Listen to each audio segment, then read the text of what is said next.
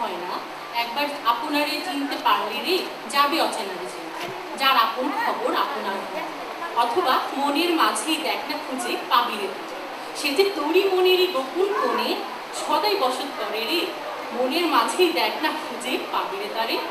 সম্মানিত সুধীবৃন্দ, আসসালামু আলাইকুম।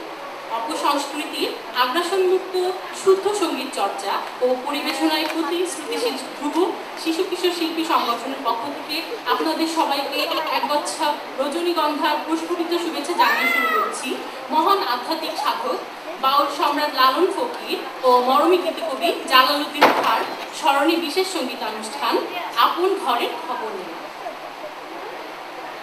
সুধীবৃন্দ, অনুষ্ঠানে বরেণ্য অতিথি নজরুল ইনস্টিটিউটের উপপরিচালক জনাব রেজাউদ্দিন স্টালিন, বাংলাদেশ শিশু একাডেমি ঢাকা জেলা শাখার পরিচালক জনাব রশিদা বেগম, স্পার্ক ইঞ্জিনিয়ারিং লিমিটেডের পরিচালক জনাব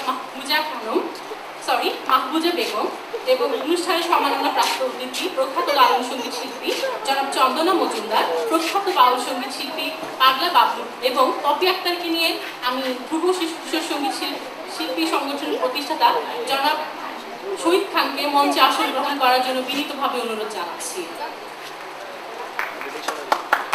আরেকজন অতিথি জনাব চন্দনা মজুমদার পথে আছেন, উনি আমাদের মাঝে খুব শীঘ্রই সঙ্গে থাকবেন।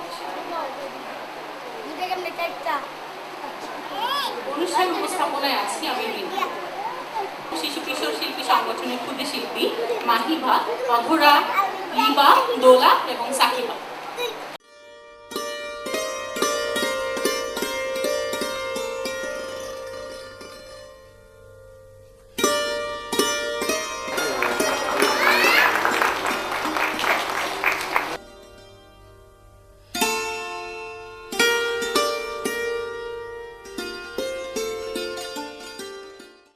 অতিথিদের উত্তরীয় পরিয়ে দিচ্ছেন ধ্রুব শিশু কিশোর শিল্পী সংগঠনের শিল্পী সুপ্তি, পর্ণা এবং পারিসা।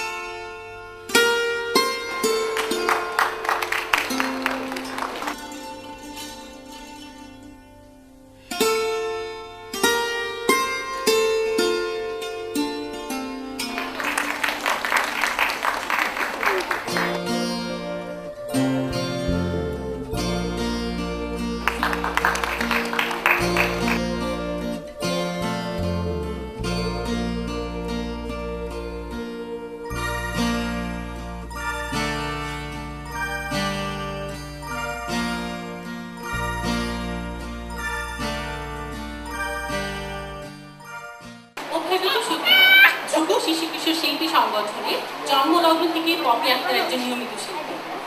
ছোটবেলা থেকেই সঙ্গীতের প্রতি ছিল যার দুনিবার আকর্ষণ। তারই ধ্রুব শিশু কিশোর শিল্পী সংগঠনের প্রতিষ্ঠাতা পরিচালক জনাব শহীদ খানকে অনুরোধ জানাচ্ছি। জনাব শহীদ খান। আজকের অনুষ্ঠানের বরেণ্য অতিথিবৃন্দ, আমরা দুঃখের মাঝেও সুখ খুঁজে পাই। আমাদের এই অনুষ্ঠানটি গত 26 এপ্রিল করার কথা ছিল। সাভার ট্র্যাজেডির জন্য মানবিক কারণে অনুষ্ঠান স্থগিত করেছিলাম। হাজার হাজার মানুষ সেখানে আটকা পড়েছিল। প্রায় 3000 জীবন্ত এবং 1000 মৃত মানুষ সেখান থেকে উদ্ধার হয়েছে। আমরা সেজন্য অনেক দুঃখিত, কিন্তু আশার আলো 17 দিন পরে আমি এখানে এসে শুনলাম আজকে নাকি একজন জীবন্ত মানুষকে উদ্ধার করা হয়েছে। আমরা সাভার ট্র্যাজেডির ঘটনায় যারা প্রাণ দিয়েছে তাদের জন্য দুঃখ প্রকাশ করছি। আজকের এই অনুষ্ঠানটি যদিও আমরা জানতাম যে এতটা দর্শক আমরা পাবো না, কারণ রাজনৈতিক অস্থিরতা, সহিংস হরতাল, এতে করে মানুষ এতটাই অস্থির হয়ে গেছে যে কোথাও যাওয়ার সাহসটুকুও পায় না। গেলে যে কীভাবে ফিরবে সেটাও তাদের জানা নেই। সুধীবৃন্দ, আপনারা নিয়মিত যারা আছেন, আমি আশা করব যারা আসবেন, আমার কাছে অনেকে ফোন করছে আসবেন। আমাদের অতিথি চন্দনা মজুমদার উনি পথে আছেন, উনি চলে আসবেন। আমরা সম্মাননা অনুষ্ঠানটি তখন একটু পরেই করব, উনি আসার সাথে সাথেই করব। তো আপনারা অনেকেই জানেন যে ধ্রুব শিশু কিশোর শিল্পী সংগঠন একটি অরাজনৈতিক অবৈতনিক সংগঠন। দীর্ঘ 4 বছরের পরিক্রমায় এই সংগঠনের আজকে 28তম অনুষ্ঠান। বিভিন্ন জাতীয় অনুষ্ঠান মালায় ধ্রুব শিশু কিশোর নিয়মিত অংশগ্রহণ করে যাচ্ছে 4 বছর, যা আপনারা বিভিন্ন প্রচার মাধ্যম, টেলিভিশন, তারপরে প্রিন্ট মিডিয়ায় আপনারা দেখতে পাচ্ছেন। আজকে